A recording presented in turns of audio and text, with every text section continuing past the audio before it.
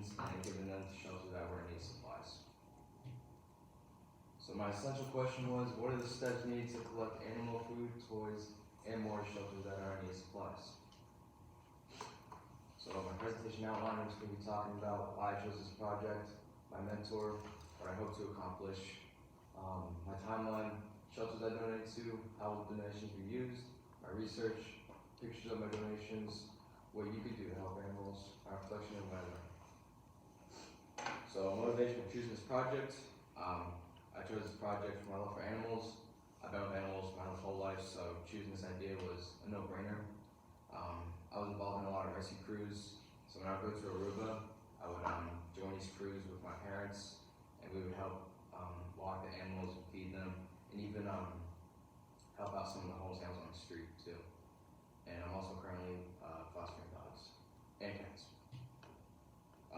So my mom, I chose for my mentor. I chose her because my mom and I have a good bond. We both like animals. She's hardworking, and she's a current vet tech at the Banfield Pet Hospital in Westwood. So what I hope to accomplish was to host a pet adoption day, which was my original plan, but after having to talk to my mom, it wasn't going to work out, so I had to stick with collecting donations.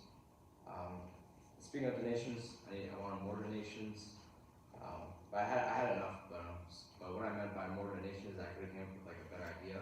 So maybe posting my project on social media so more people can see what I'm doing, and people can post or donate to my house instead of a little box at the school. And also raising awareness for animals. So for my timeline, in the fall, I came up with my idea, which was to host the adoption day. But like I said before, it wasn't going to work out, so I had to just stick with collecting donations.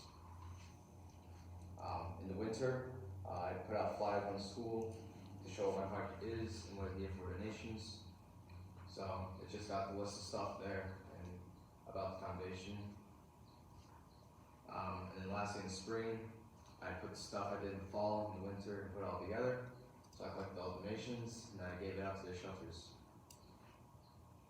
So shelters that I donate to was the Metro West Humane Society and the Metro Animal Shelter.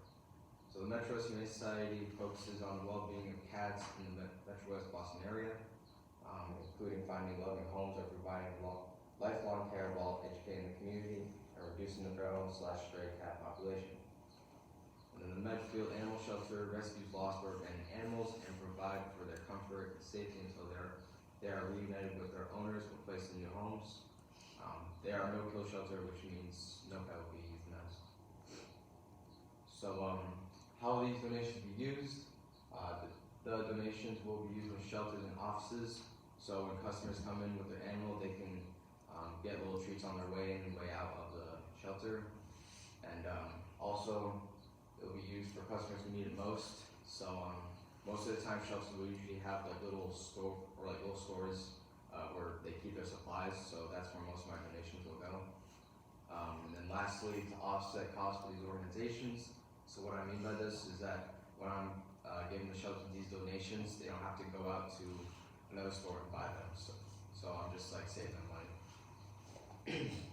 So some cool, weird, and important things during my research, that there are upwards of $70 million in cats in the U.S.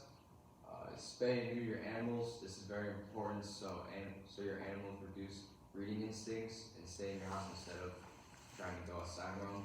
So if you don't spay and neuter your animals, they're going to be like very scared and all that, like nervous and uncomfortable. So they're going to want to like go out and stay away from like everyone. So spay and neuter your animals.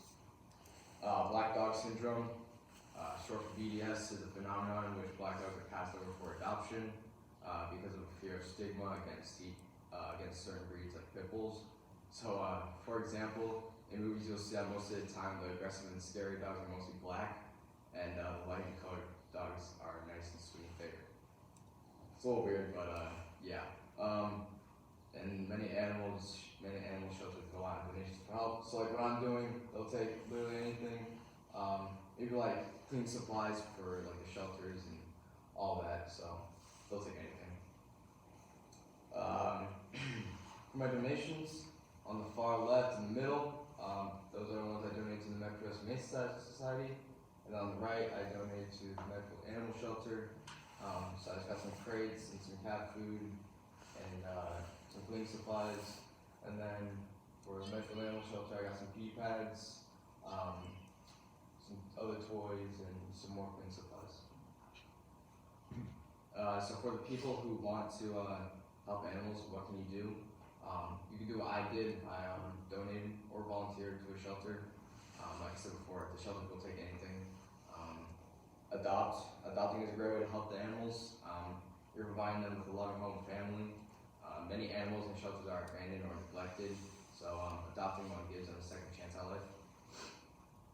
Use social media. You can post your nearby shelter, and when people see it, people can share it to other people, and that shelter will get noticed more in a way. So it will give that shelter a chance for people to come over and donate or adopt. You can also raise awareness or become a foster. So my reflection on my project, part of what I accomplished. I procrastinated a bit more than I should have. Having to have done it as a junior will definitely put less stress on me next year as a senior. And asking for help, my mentors, my mom, are very helpful. I really, every time I'm stuck on something, I think I can get it by myself without asking for help.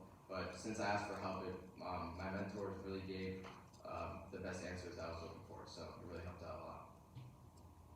What did I learn? I learned about the long-term planning. This was an 8-month project. I'm used to doing 2 to 3 day homework assignments, so doing this was definitely a big responsibility for me. I learned to have a plan early and stick to it. Last year, as a sophomore, I did my sophomore research project, and I was doing that last minute. I wasn't really focused on doing anything. Doing it last minute really put a lot of stress on me, and I didn't really get to finish. But this year, I did it early. I stuck to the plan, and it made it less stressful, and I finished a lot earlier. So, I learned stepping out of your comfort zone leads to growth. I haven't really done something like this before, so doing this was pretty nice, and looking forward to do it in the future. I learned about the time management. Having a timeline was really useful for me, because if I didn't have a timeline, I'd probably try and do everything at once, which is not the best idea. So having a timeline, doing things one by one in the fall, winter, and spring made it a lot easier for me.